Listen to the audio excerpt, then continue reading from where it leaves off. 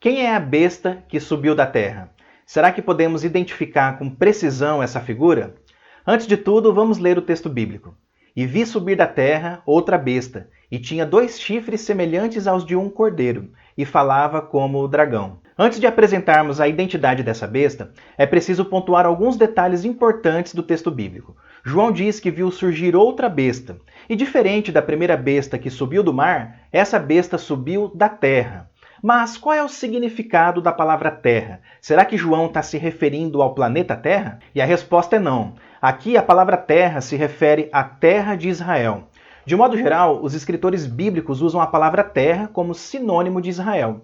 Essa linguagem é comum na literatura judaica e predomina especialmente nos escritos proféticos. É claro que, dependendo do contexto, a palavra terra pode se referir ao planeta Terra criado por Deus, mas não é o caso aqui em Apocalipse. Então perceba, João está dizendo que viu uma besta subir da terra de Israel. Mas afinal, quem é essa besta que subiu da terra? Observe primeiramente que a besta da terra está subordinada à besta do mar. Prova disso é que ela aparece depois da primeira besta. E enquanto a besta do mar tem 7 cabeças e 10 chifres, a besta da terra tem apenas 2 chifres. E mais, João diz no versículo 12 que a besta da terra exerce todo o poder da besta do mar e faz isso na presença dela, indicando uma total submissão. Ou seja, a besta da terra exerce sua autoridade e desempenha o seu papel debaixo da supervisão da besta do mar. João diz ainda que a besta da terra conduz as pessoas a prestarem adoração à besta do mar.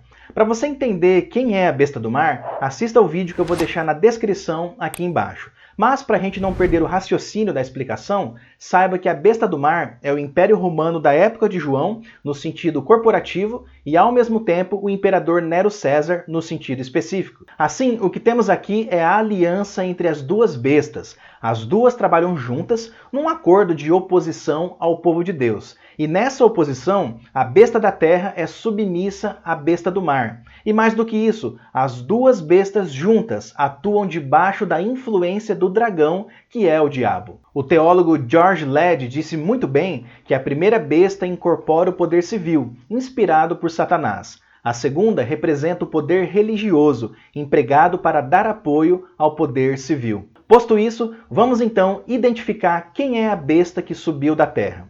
Observe que as características dela correspondem muito bem com as características da Jerusalém do século I.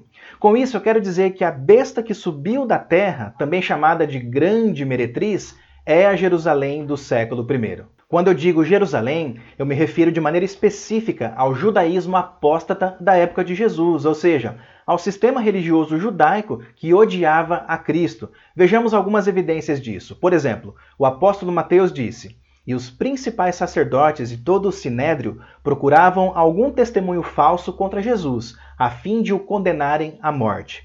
Note que a aristocracia sacerdotal utilizou o aparato judicial romano para crucificar Cristo. Eles tentaram encontrar algum testemunho falso em Jesus a fim de condená-lo à morte. Essa atitude traiçoeira dos líderes religiosos corresponde muito bem àquilo que João disse sobre a besta da terra. Ele disse que a besta tinha 2 chifres semelhantes aos de um cordeiro, mas quando abria a boca, ela falava como o dragão. Em outras palavras, por fora tem aparência de espiritualidade e devoção a Deus. Afinal, são os líderes poderosos do judaísmo. Mas por dentro só existe pecado e corrupção. Sepulcro caiado. Assim era o judaísmo apóstata do século I. Agora considere a seguinte característica da besta que subiu da terra: realização de falsos milagres. Também opera grandes sinais, de maneira que até faz descer fogo do céu sobre a terra diante de todas as pessoas.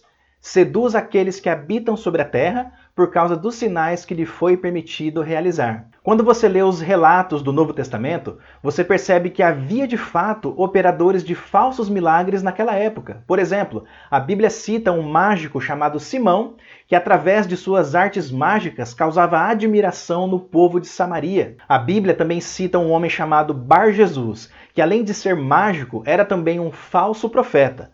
Paulo, inclusive, o chamou de filho do diabo, porque ele tentou afastar da fé em Cristo o procônsul Sérgio Paulo. Além desses exemplos, temos ainda a menção de alguns judeus que eram exorcistas ambulantes. Certa vez, eles tentaram invocar o nome de Jesus sobre algumas pessoas possuídas por demônios, mas eles acabaram levando uma surra dos espíritos malignos. Então perceba o ponto. A besta que subiu da terra operava sinais e maravilhas, e na época de Jesus, falsos profetas judeus operavam sinais e maravilhas entre o povo. Portanto, a figura da besta que subiu da terra é o retrato simbólico da Jerusalém histórica do século I. Foi por essa razão que Jesus alertou os seus discípulos dizendo: porque surgirão falsos cristos e falsos profetas, operando grandes sinais e prodígios para enganar, se possível, os próprios eleitos. Assim, concluímos dizendo que a besta que subiu da terra faz parte do cenário histórico da época de Jesus e do apóstolo João.